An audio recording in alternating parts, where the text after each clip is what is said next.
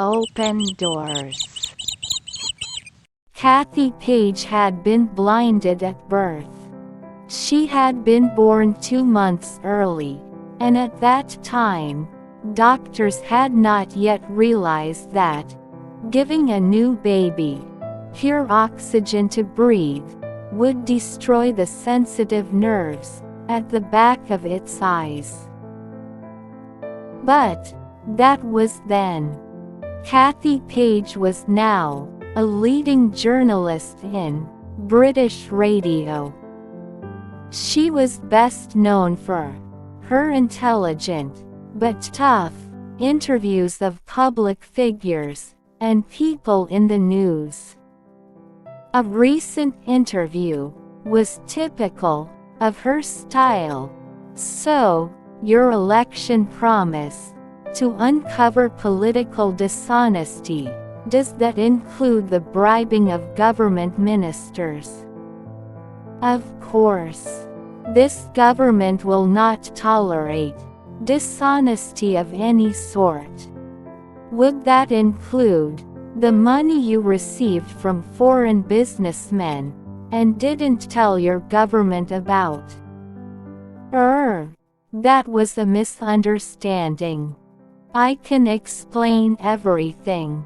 Can you explain the government contracts given to those same businessmen shortly afterwards? Well, thank you, Minister. And now, over to the news desk. Kathy Page had no patience with any attempts to hide the truth. She had a voice that was gentle and calm, almost motherly at times, which men found attractive. Nearly everybody she interviewed tended to relax more when she spoke. That was when Kathy was at her most effective. More than one politician had cause to be sorry for a careless reply to the relaxing manner of her voice. Kathy knew better than most people how to listen to the human voice. She couldn't see all the little tricks people sometimes used with body language and the expressions on their faces to give false ideas of their real feelings. She could only hear what they said. It was almost impossible for the people she interviewed to hide the tiny changes of expression in their voices that showed what they really thought. No matter how hard they tried to cover it up, she could always tell when a person was feeling uncomfortable, and could usually understand the reason why. Kathy would be kind to guests who were not used to being the center of attention. For example, she understood the natural shyness of an old lady who had been given a prize for her work with the poor. But if she thought a guest was lying, she would not stop questioning until she had discovered the truth.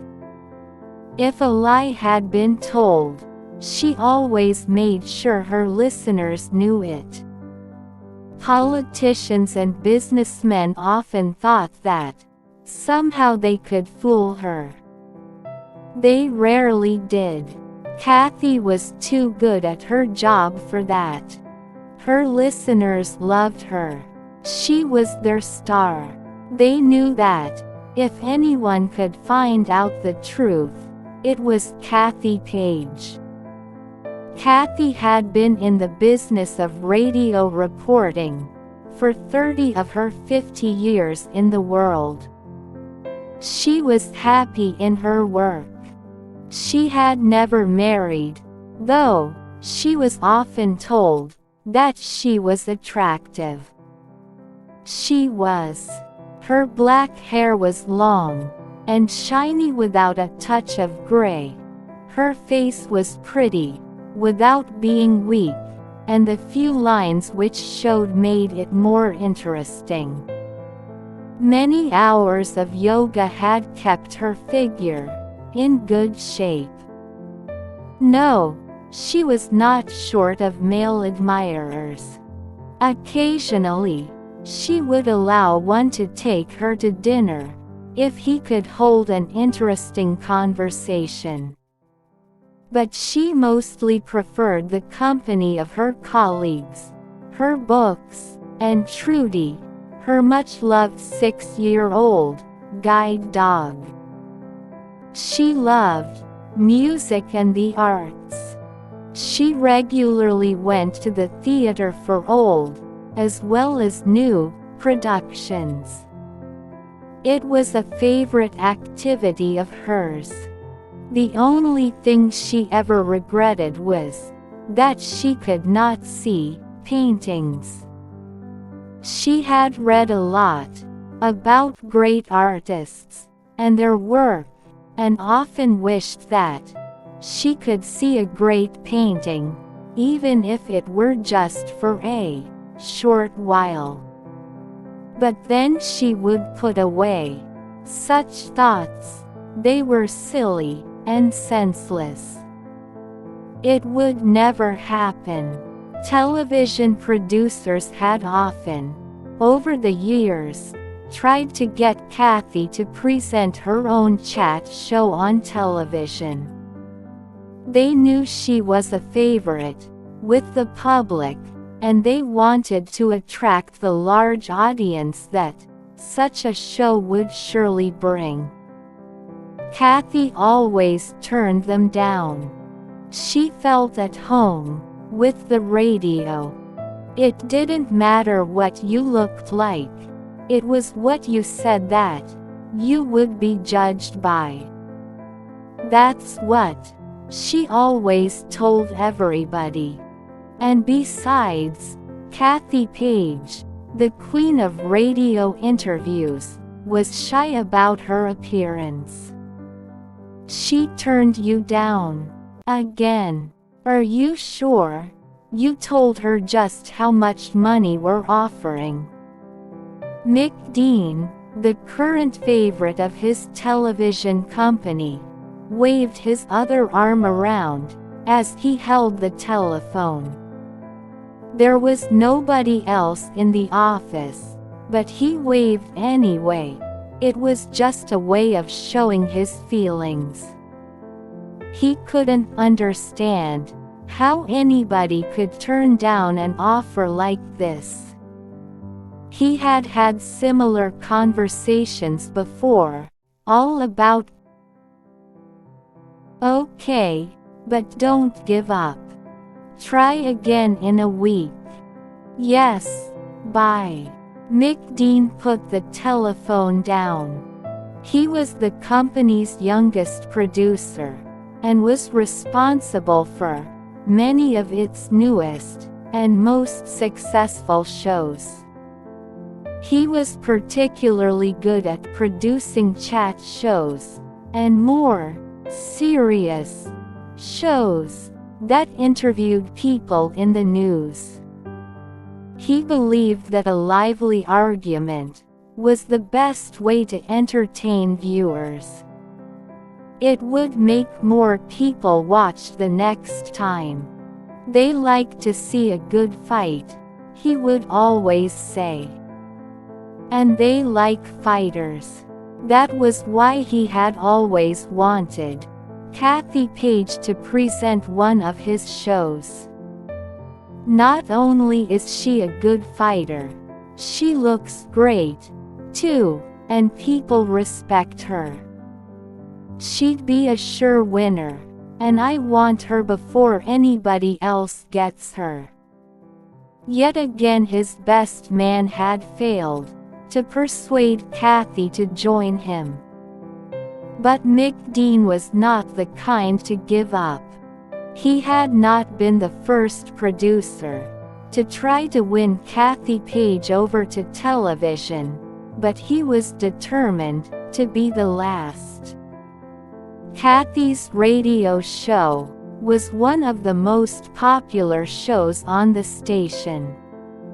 She would interview people in the news and deal with serious issues, as well as the usual politicians and businessmen.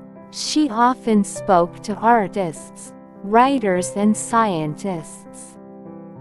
The shows got more interesting for the listeners when Kathy questioned her guests, especially when the guests said things that Kathy found hard to believe. That really made things exciting. It was getting towards the end of her morning show, and her final guest was coming on. He was an American scientist, Dr. Woodrow Percival, who was an expert in eye surgery. He interested Kathy because he had said that he could replace damaged eye nerves with tiny computer chips that would work just as well as real nerves, perhaps even better. Kathy took a personal interest in this. He had said, in fact, that he could make the blind see. What's more, he had said that he could make her see. Kathy had come across other experts before. Sometimes, they were more interested in getting publicity for themselves than in telling the truth, saying that a small discovery was greater than it really was.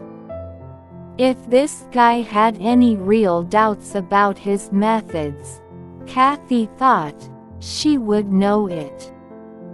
It was wrong to raise the hopes of people who might otherwise have accepted their disability and got on with their lives. If he was offering false hope to people, he should be found out, and she was just the person to do it.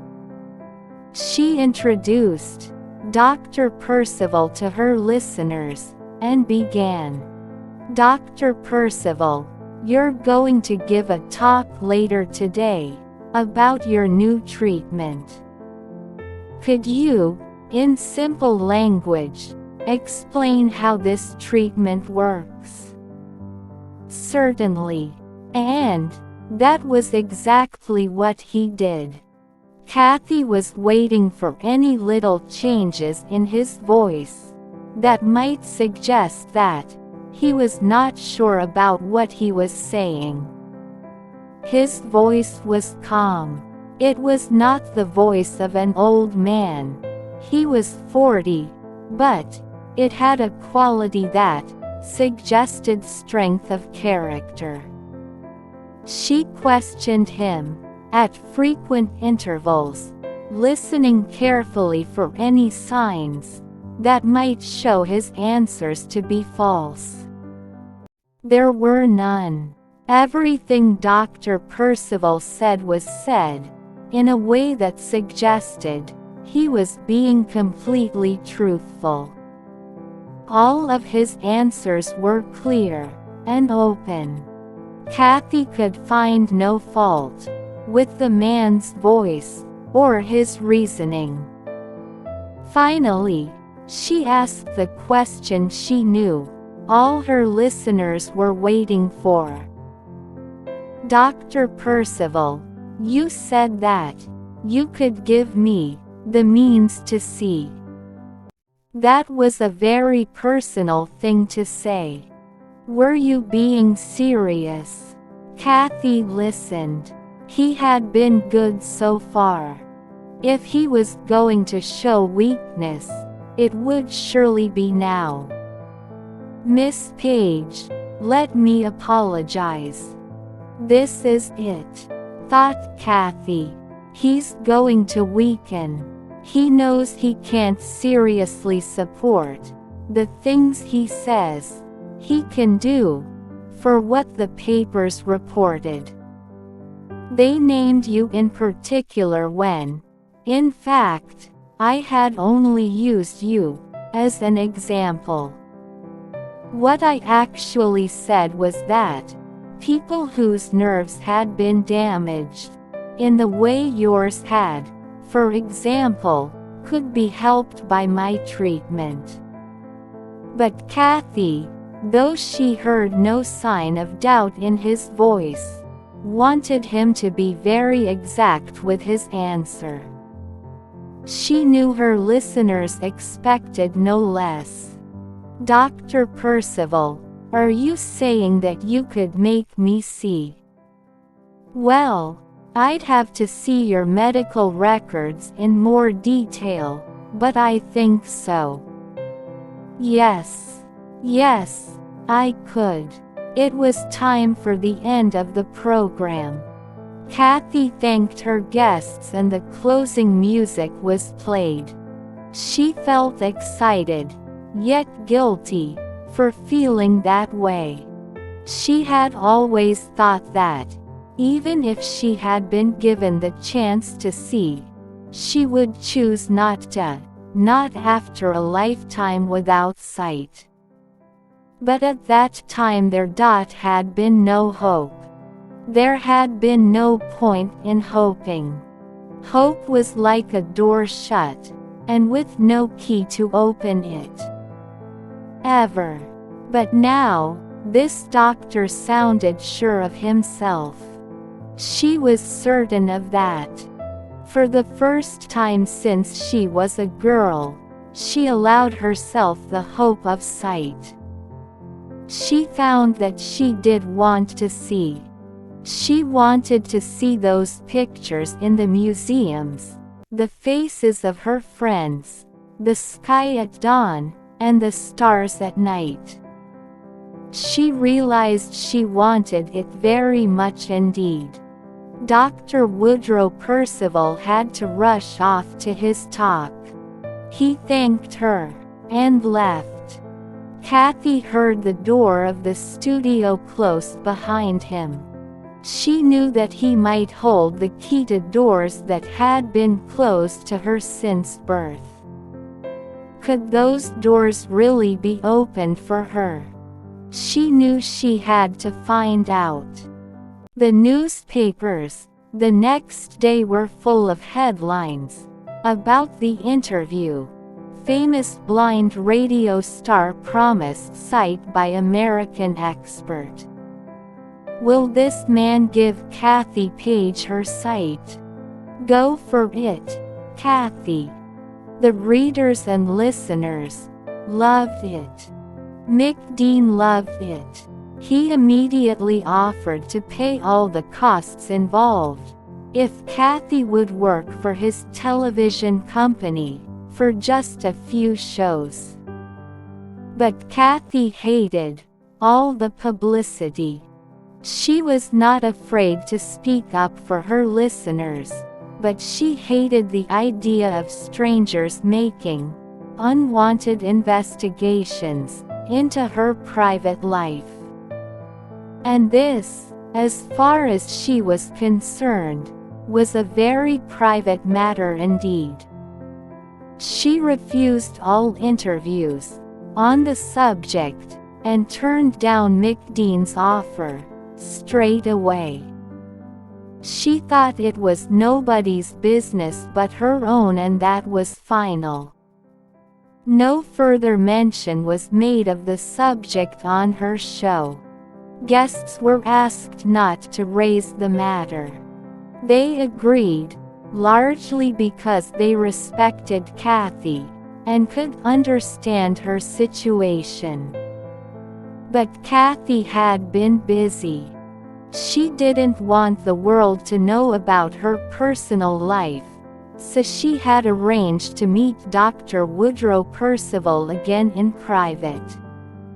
She met him at the house of her agent, away from her home and safe from the eyes of the public. Kathy was a wealthy woman. She had made, over the years, a lot of money from her work. She could afford the cost of the operation in Dr. Percival's hospital in California, USA. Dr. Percival was as calm as ever, and was glad to help her. He drank his tea as he sat in an armchair, looking at Kathy, as she fed Trudy a biscuit.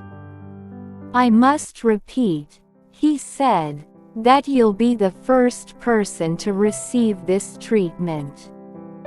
It has worked in all the tests, and all the computer trials.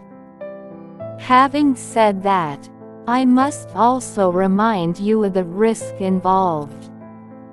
"I understand, Dr. Percival," Kathy answered quickly. "I'm willing to take that risk. This is something I've made up my mind about. If it works for me, it will work for others. It'll be worth it. Now don't misunderstand me, Miss Page. By risk I don't mean to your life. That risk is no more than it would be for any other operation. I mean the risk to your hopes. I am confident the operation will work, but I'm not God. Nobody can say for certain that you will have the use of your eyes at the end of all this. All I can say is there is no reason I can see why the operation shouldn't be a success. Are you still sure you want to go through with it?" Kathy took a deep breath, then answered, "Absolutely sure. When can you start?" The operation took place 1 month later, at the hospital in California. Dr. Percival thought the operation went well. All that was needed now was a few weeks for the tiny computer parts to join with Kathy's sensitive damaged eye nerves. During that time Kathy would need to rest in bed, with a bandage over her eyes. Her brain would be checked regularly. When it showed signs that the eye nerves were working, they would take the bandages off. In those few weeks, Kathy had plenty of time to think about what she had done. There were moments of doubt, almost panic, when she asked herself if she had done the right thing. She thought she had long since put away the foolish hopes for sight she had once held as a girl. Yet here she was, hoping like a girl again. She felt afraid, yes, but also excited at the thought of entering a world that would be totally new to her, a world where she could see. It would be like being born a second time. She wondered what color would be like. Although it was a word she had often used and heard before, she had never experienced color. She just could not imagine it, no matter how hard she tried. Kathy gave up trying, and waited patiently for the day her bandages would be removed. The day came.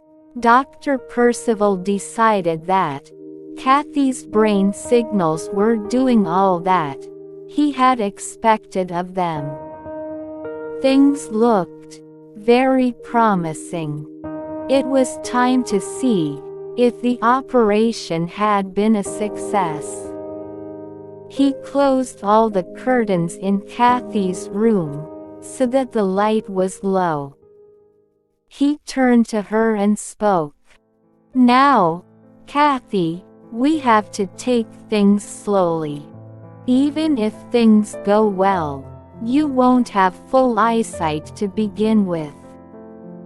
First of all, let's see if your eyes are recognizing light." I'm going to take the bandage off, and hold a light in front of your eyes. If you can see anything, you won't need me to tell you, you'll know. But you won't see anything clearly yet, that will come later. Are you ready? Kathy nodded.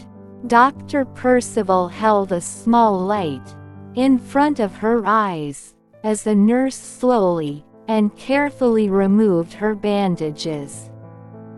Kathy sat up with her eyes still closed. Slowly she opened them, and stared at the light. Quickly, she turned her face away. Ow! What was that? It felt strange. There's something there, trying to get into my head. Dr. Percival told the nurse to replace the bandages, and then turned to Kathy. Kathy, he said with obvious delight, that something is light. You've seen light for the first time. Congratulations, you can see. Kathy could tell from his voice that he was pleased. She felt confused. But I thought there would be more to it than this. I mean, oh, I don't know what I mean. Don't worry, Kathy, he said, as he smiled. All you saw then was pure light. It will take a while for your eyes to get used to seeing colors and shapes. Your brain has a lot of sorting out of new information that it has never had to deal with before. It's bound to take a little while, even with the advanced training methods I've developed. The main thing is that you can see. I can see, said Kathy, softly. And underneath her bandages, she was crying. Over the next few weeks, Kathy was progressively allowed to use her eyes more often. Soon she could tell dark from light, then she could recognize colors and shapes. But, for a while, she found it very difficult to deal with the huge amounts of extra information that her new sense was giving her every day. One of her most difficult problems was judging distance. She found it hard to tell the difference between near and far objects. She would reach out for things across the room, as if they were near to her, or she would walk into close objects without realizing how near they were. But Dr. Percival was patient. Kathy was taken on walks around the hospital gardens, taken for drives in the car, and shown videos and television programs. Her eyes were gently exercised until they worked well. In fact, Kathy, Dr. Percival told her, your eyes are better than mine are. I need glasses, and you don't. What Kathy enjoyed most was seeing the pleasing effects, shapes and colors produced. She would see ordinary things as objects of great beauty. The black and white squares on a chessboard, the shape of a hand, the colors of a flower. Sounds, for the first time in her life, took second place. Colors and shapes now filled her mind with pleasure, beyond her powers to describe. But most of all, she was deeply fascinated by the changing expressions on the faces of people. She viewed every face she saw as a new world to explore, full of things to be discovered. Every smile, every frown was wonderful to her. When Kathy finally left the hospital, it was as if she were leaving home for the first time. She was nervous, but excited, and her heart felt light as she opened the door to leave. Of course, all the newspapers were soon full of the story. American surgeon gives sight to blind woman. The gift of sight. Kathy Page can see. Brilliant American doctor performs miracle operation. Woodrow Percival had tried to keep things quiet, at least until he was sure that Kathy had recovered fully from the operation, but he couldn't stop the news from spreading any more than he could stop the sun from rising. Soon he had film companies wanting to make a movie about him, publishers wanting his life story, and a long line of newspapers and magazines wanting interviews. The scientific community wanted to honor him, while businessmen saw many ways of marketing his ideas. Dr. Woodrow Percival's future was looking very bright indeed. Kathy wanted to rest at home. There was plenty for her to do there. For the first time in her life, she could actually see her most valued possessions. Best of all, she could see her friends for the first time. And, of course, her dear dog Trudy, who had had to stay at home while she had been away. Kathy discovered that the human face had a powerful effect on her feelings. It was as if there had been a great hunger in her life that had been so much a part of her that she had never questioned it.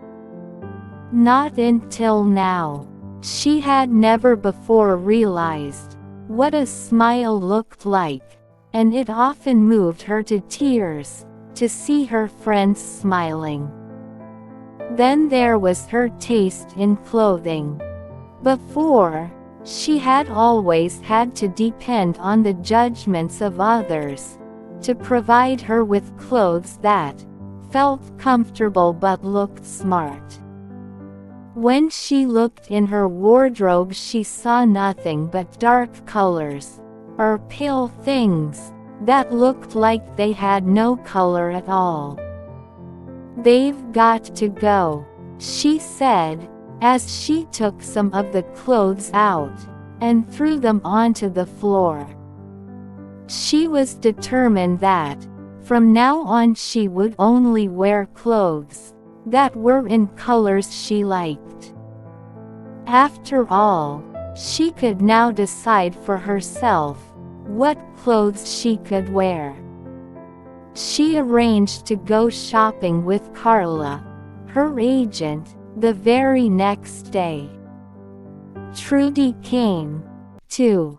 Kathy had still not fully learned how to judge distances very well, and Trudy was almost as useful to her now as she had been before. Kathy enjoyed choosing her new clothes. She was surprised at how good she looked in them. It was a feeling she liked. As Kathy was paying for them, Carla, who had a particular interest in fashion, said, "Well, Kathy, you've certainly brightened up your wardrobe now. I like the new look. It suits you." Kathy had bought clothing that was food for her eyes. Her clothes had always been rather dull before, more than she had realized. These new clothes were colorful and cheerful. They made her feel happy. Kathy found that she was watching a lot of television. She had never really bothered with it before. Now she watched it with deep interest. Quiz and game show presenters and singers smiled all the time, against a background of bright colors. Their smiles made them seem to be such lovely, honest people, yet on the few occasions she had listened to such shows before her operation, she had thought they sounded stupid and shallow. It was confusing, but she was almost too happy to care. Almost. Kathy discovered that she could now dream in color, and with pictures, too. Before this, her dreams were made of sounds, voices, and music. Now she could also see in her dreams, and she was delighted. She took up photography, and loved to see how pictures from life could be caught by the camera, like frozen pieces of memory. The next thing to do was to go to a museum with Carla to see paintings by great artists, just as she had always wanted. She could hardly wait. Kathy was used to getting up early. She loved the colors of the early morning.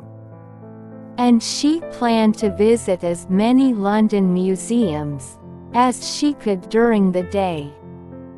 By 8:30 in the morning, she had had her breakfast, and was dressed and ready to leave. The doorbell rang. Kathy went to the door. She was expecting to see Carla. But it wasn't Carla. It was a young man, who was smiling at her. He had a nice smile, she thought. "Hello, Miss Page. We've met before. You may remember me from the television studios. My name is Mick Dean." Kathy had not been to a studio since before her operation.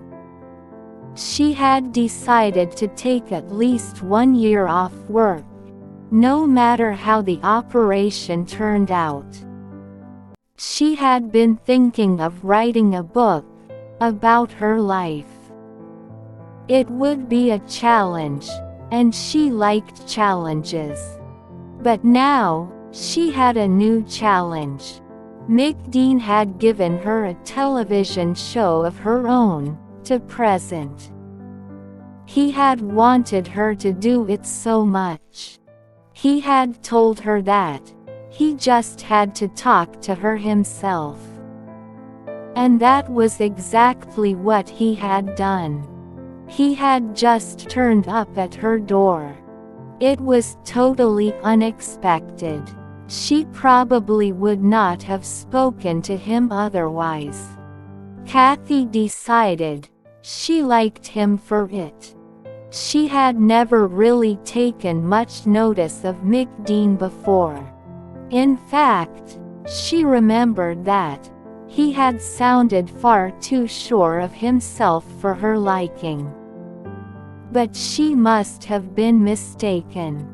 He had offered Tyr her own show where she could interview people in the news. He had looked so honest and enthusiastic about it, that she thought she really ought to give the show a chance. And he had such a nice smile. His teeth were lovely and white, apart from the shiny gold one at the side, which was rather attractive. And his eyes. She had never realized that eyes could be so colorful. His eyes were a lovely blue, with a few fine little red lines around the white parts. Kathy decided she would do the show. Just one, to see what it was like. 3 months later, the show was ready and about to start. Kathy had soon got used to all the things that went on in a television studio. All the lights, the people who were needed to make sure everything worked right, and, of course, the excited studio audience waiting for the show to begin. Kathy was behind the scenes, wearing her new cheerful clothes, and drinking a cup of tea. She was reading Braille notes with her fingertips. It was still quicker than trying to read written notes about her first guest, an aging actor called Archie Mason. He had written a book about his life in which he had told his readers all about his wives, his lovers, and the famous actors he had known. He had given away a great many details about their private lives, and the kinds of things they did. This had, of course, guaranteed big sales of his book. Kathy was sure that much of what he had written wasn't true, and her aim in the interview was to make him admit it. When the show began, Kathy was given a warm welcome. The audience was glad to see her back, though there were a few surprised looks at her colorful choice of dress. Archie Mason was introduced, and he made his entrance. He was a man in late middle age, with dark hair, a mustache, and dressed in a smart blue suit, with a red tie and white shirt.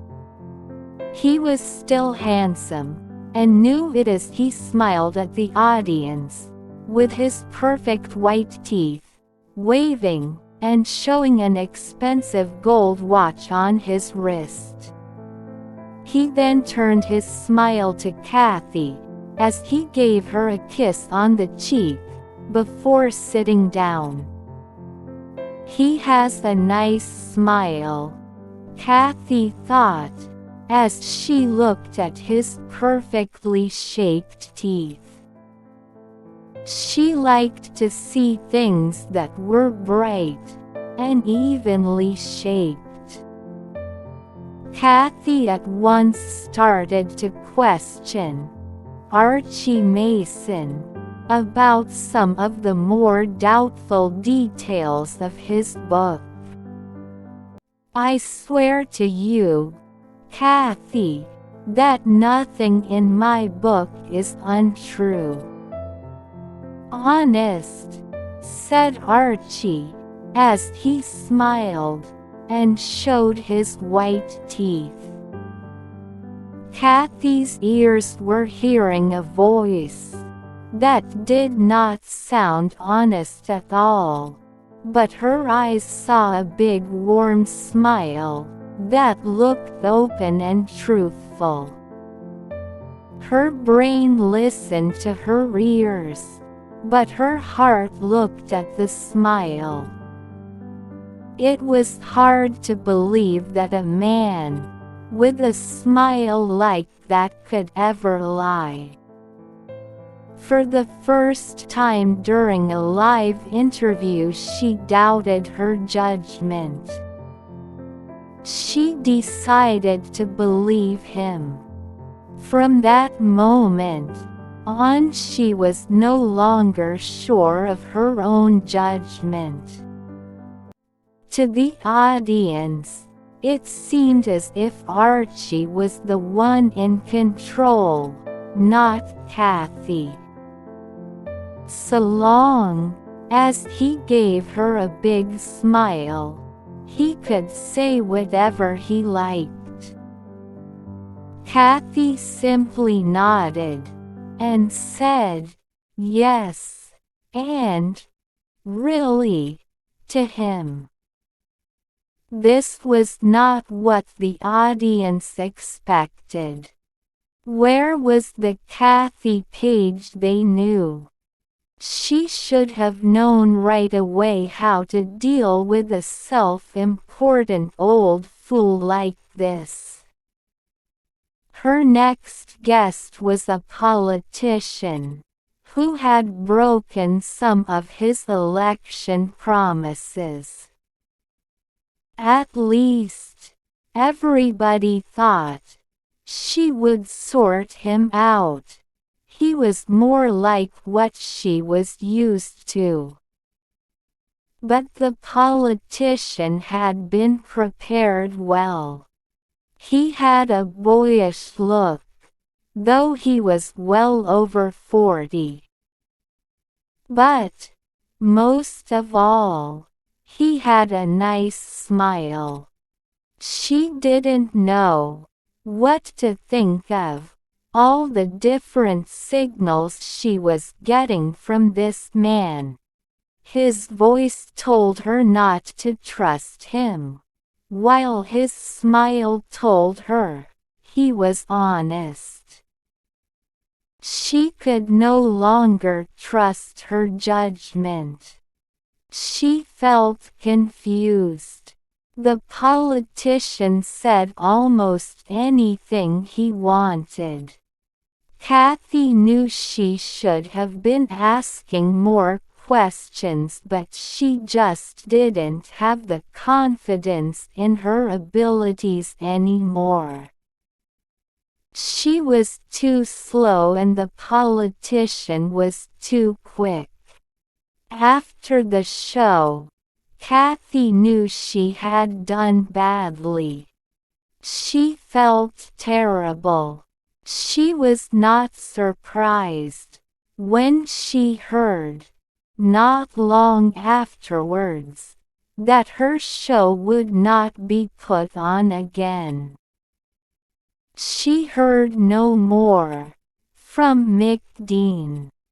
Kathy finally found the time to write her autobiography. She began it soon after her appearance on television. It took her almost a year, but it became a huge success and made her a lot of money. Once again, she was in public demand.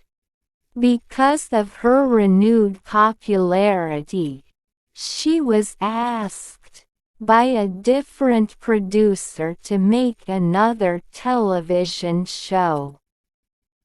She turned down the offer.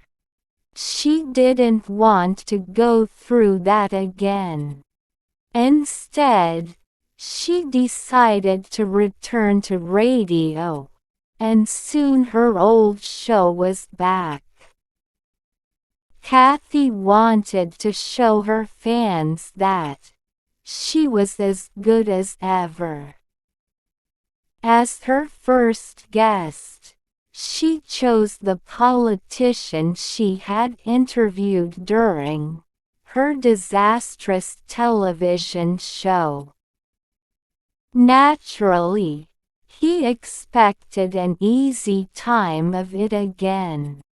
He smiled as he looked at Kathy across the table. He didn't smile for long. "Could you tell us, Minister, about your promise to reduce unemployment?" she asked him. The minister began.